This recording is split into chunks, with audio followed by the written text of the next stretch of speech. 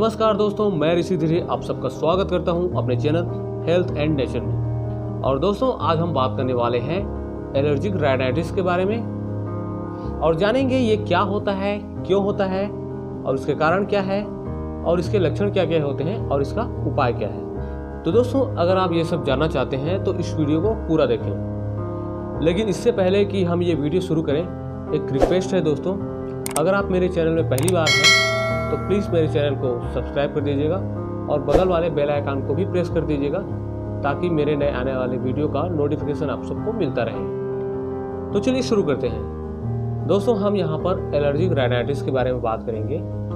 Allergy कई तरह की होती है, जैसे एलर्जिक साइनाइटिस, एलर्जिक आर्किटेरिया होता है और भी कई तरह की एलर्जी होती है। लेकिन एलर्जिक राइनाइटिस में जो राइनो वर्ड आया है वो नाक के लिए यूज़ किया जाता है।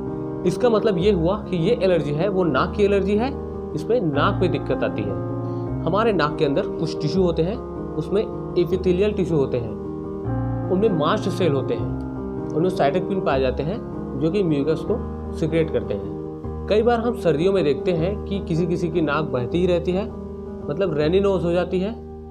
तो वो क्यों होती है? वो एलर्जी के कारण होती है। जो मास्ट सेल होते हैं वो म्यूकस को सिक्रेट करते हैं।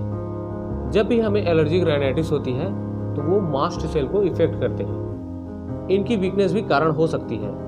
कुछ भी कारण से ये मास्ट सेल इफेक्ट हो जाते हैं। हमारे नाक के एपिथेलियल टिश्यू इफेक्ट हो जाते हैं, मतलब हमारे नाक के अंदर जो टिश्यू होते हैं वो कुछ चीज़ों के प्रति बहुत ही ज़्यादा सेंसिटिव हो जाते हैं। वो चीज़ें हवा में उपस्थित कुछ पार्टिकल भी हो सकते हैं, फूलों के परागकण हो सकते हैं या फिर डस्ट माइट भी हो सकते हैं।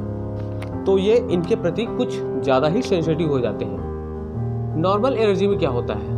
आपको लाल चकत्ते हो जाएंगे, खुजली होने लगेगा, लेकिन इस बीमारी में या एलर्जी में नाक ही प्रभावित होती है। लेकिन दोस्तों इसमें हमारे नाक और कान भी प्रभावित हो सकते हैं। हमारे आँख में आंसू की ग्रंथि होती है जिसे हम लेक्राइमल ग्लैंड कहते हैं और ये लेक्राइमल ग्लैंड हमारे नाक से जुड़ा होता है और इस ट्यूब को जो कि हमारे आंख से नाक तक जाती है इसे नेज़ोलेक्राइमल डक्ट या ट्यूब कहते हैं। इसलिए कई बार क्या होता है, आंख से तो आंसू निकलते ही हैं लेकिन साथ साथ हमारे नाक से भी निकलना शुरू हो जाते हैं। इसी तरह क्या होता है, जब भी हमारे नाक में समस्या होती है तो हमारे आंखों से भी पानी आने लगता है। दूसरा ट्यूब होता है वो है यूस्टेकियन ट्यूब जो कि हमारे नाक को कान से जोड़ता है।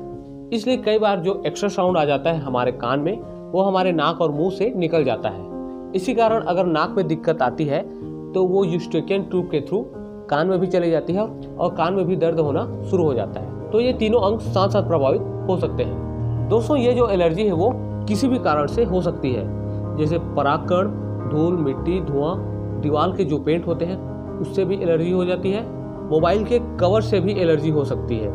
मतलब एलर्जी जो है वो किसी भी चीज़ से हो सकती है। जानवरों में अगर कोई जानवर पाल के रखा है, जैसे कि डॉग पाल के रखे हैं, तो वो जो डॉग के बाल होते हैं उससे भी कई लोगों को एलर्जी हो जाती है। जब आप इन चीज़ों के संपर्क में आएंगे तो आपको छींकें आना शुरू हो जाएंगी, आपका नाक बहना शुरू हो जाएगा, आपके नाक के अंदर पेन होना भी शुरू हो जाएगा और आपका नाक जो है वो सूज जाएगा।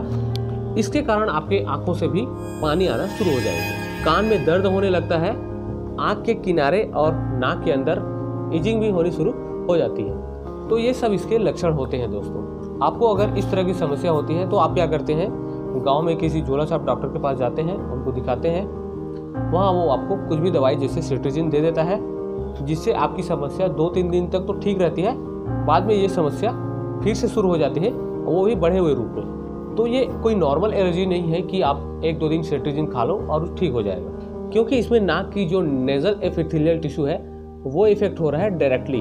उसकी कमजोरी की वजह से वहां पर म्यूकस का सिक्रेशन बढ़ रहा है। इसमें कई बार नाक भी फंस जाती है, यानी कि जाम हो जाती है। तो यहाँ पर इसके डायग्नोसिस के लिए आपको सीबीसी टेस्ट कराना होता है। उसमें इओसिनोफिल्स मेजरमेंट होता है, उसकी वैल्यू को देखा जाता है। ऐसी स्थिति में वो जो इओसिनोफिल्स है वो बढ़ जाता है। या तो स्किन टेस्ट होता है, डायरेक्टली स्किन पे एलर्जी टेस्ट किया जाता है और पता लगाया जाता है कि स्किन में एलर्जी है या नहीं। दूसरे टेस्ट में दोस्तों IgE एंटीबॉडी टेस्ट होता है। हमारे शरीर में IgM और IgE एंटीबॉडी होती है। तो IgE एंटीबॉडी जो है वो एलर्जी के लिए होती है। तो आप चाहो तो IgE एंटीबॉडी टेस्ट भी करा सकते हैं। दोस्तों आप एक पर्टिकुलर एलर्जी टेस्ट भी करा सकते हैं। उसमें क्या होता है, स्किन के अंदर तरह तरह की चीज़ों को डाल के देखा जाता है और पता लगाया जाता है आपके एलर्जन को कि आपको किस चीज़ से एलर्जी है। तो इतने तरह के टेस्ट एलर्जी के लिए होते हैं। इससे पता चल जाता है कि आपको कितनी एलर्जी है और किस चीज़ से एलर्जी है। ट्रीटमेंट के लिए नॉर्मल लियोसेट्रिजिन और मेंटुलोकास्ट का टेबलेट दिया जाता है। लियोसेट्रिजिन इसलिए दिया जाता है क्योंकि ये एंटी एलर्जिक ड्रग है। यह हिस्टामिन को जाके ब्लॉक कर देती है और कुछ समय के लिए आपके नाक का बहना, कान का दर्द और आंख में पानी आना बंद हो जाता है। तो ये यहाँ पर इस समस्या का अस्थायी समाधान हो सकता है। कुछ ल्यूकोट्राइन रिसेप्टर्स पर काम करने वाले ड्रग्स होते हैं, जैसे लिक्विड ट्राइन एंटागोनिस्ट कैटेगरी के ड्रग। ये भी एंटी एलर्जिक कैटेगरी के ड्रग होते हैं, लेकिन इसका लेवल थोड़ा सा अप कैटेगरी का होता है। इसमें आता है मोंटिलोकास्ट। इस दवाई को आप ले सकते हैं। आजकल मोंटिलोकास्ट और लियोसेट्रिजिन दोनों साथ में आने लग गए हैं। तो यहाँ पर लिक्विड ट्राइन एंटागोनिस्ट भी ले सकते हैं और एंटी हिस्टामिन ड्रग भी ले सकते हैं। अगर आपकी नाक जाम हो गई है और सांस लेने में दिक्कत हो रही है तो यहाँ पर आप ऑक्सीमेटाजोलिन का नेजल स्प्रे भी ले सकते हैं। दोस्तों अब यहाँ पर ध्यान देने वाली बात है कि हम एलर्जी से बच कैसे सकते हैं। तो आप वहाँ पर जाना ही बंद कर दो जहाँ पर धूल मिट्टी ज़्यादा उड़ता है। अपने नाक और मुंह को कवर करके रख सकते हैं। जिस चीज़ को खाने से आपको एलर्जी होती है उसे मत खाओ।